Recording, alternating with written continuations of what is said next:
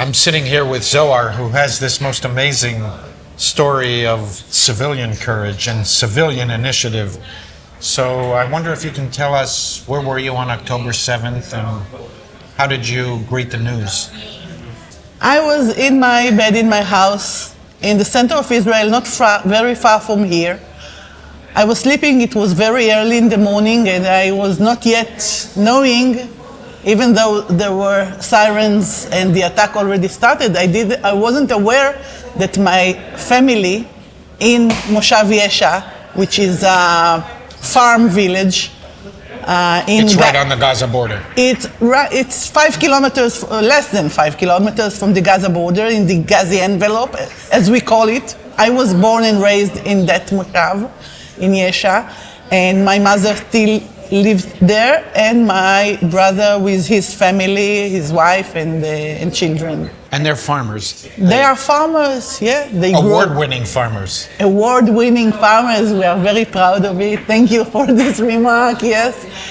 Uri grows different kind of berries, strawberries, raspberries, blackberries, blueberries, etc., and lots of flowers, mainly for export. And when the attack started, there were sirens here. You heard the sirens. I didn't hear the sirens. It was probably very deep sleeping. It took a while for me. So each one of them, my mother, she lives alone in her house, and Uri and his family lives in a nearby house.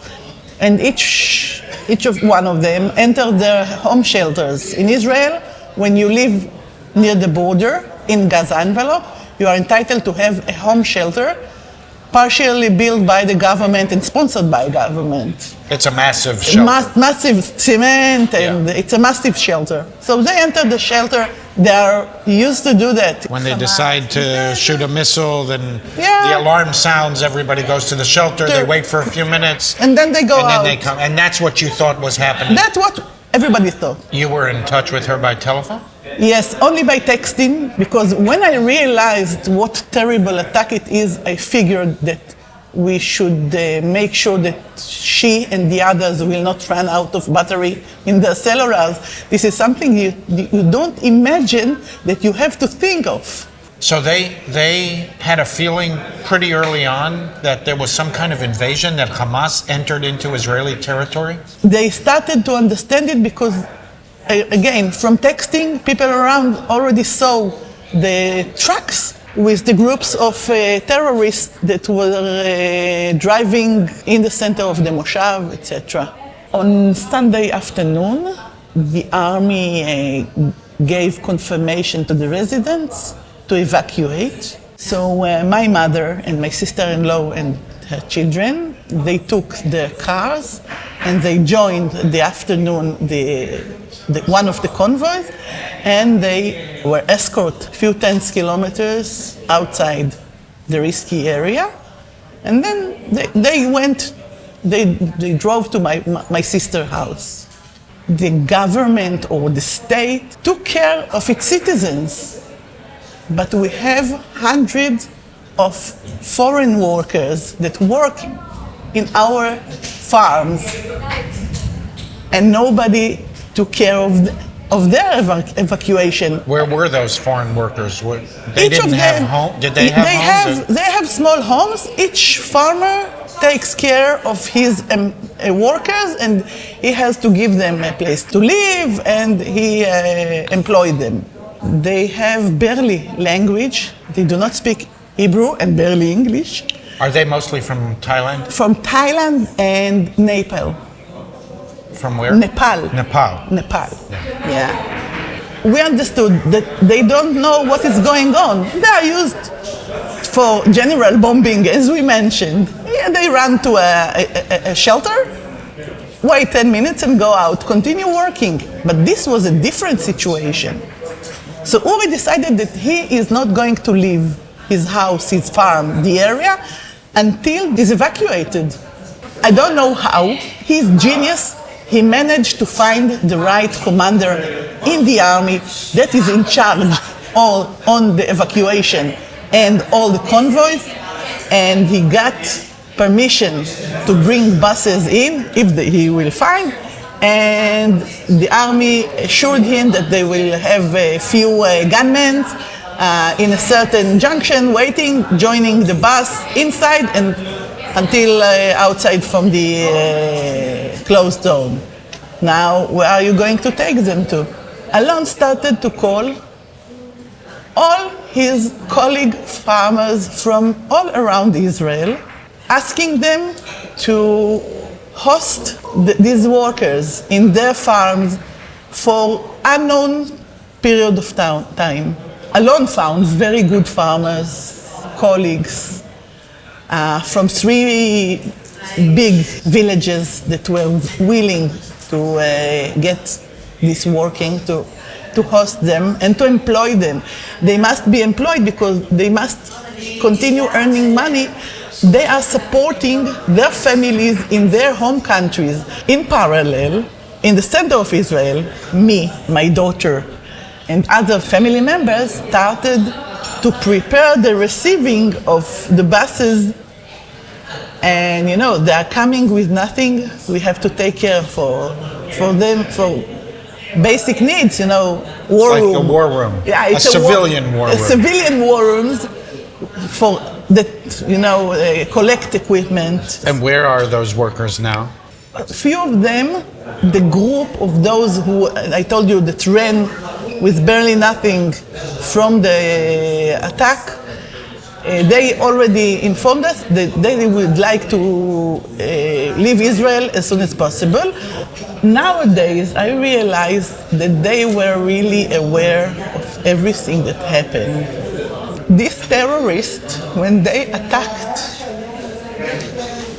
us, they did not distinguish between Jews, Asians, and they even attacked, killed, raped, slaughtered Arabs, everybody that faced them.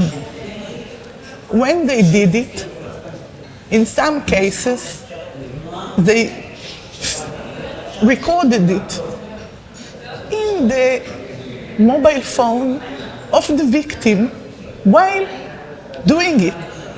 So they slaughtered Thai people, shoot it in the mobile phone, Mobile phones. enter the WhatsApp application and send the recording to the friend that appeared in the first groups. Imagining you're opening your cellular, new message in the WhatsApp, and when you open it, you see your friend or your relative being slaughtered. And that could have gone all over the world. There were people in Israel, but there were their family back in Thailand. Their family back in Thailand. They knew everything that's going on in the most horrifying way. So They were hiding there for 3 days, they were hiding. and they knew for most of those days Yeah. that they could have been slaughtered like their friends. Yes, most of them left the country back to their home. In our farm, 4 employees still in the Moshav. They didn't evacuate themselves. They wished to stay.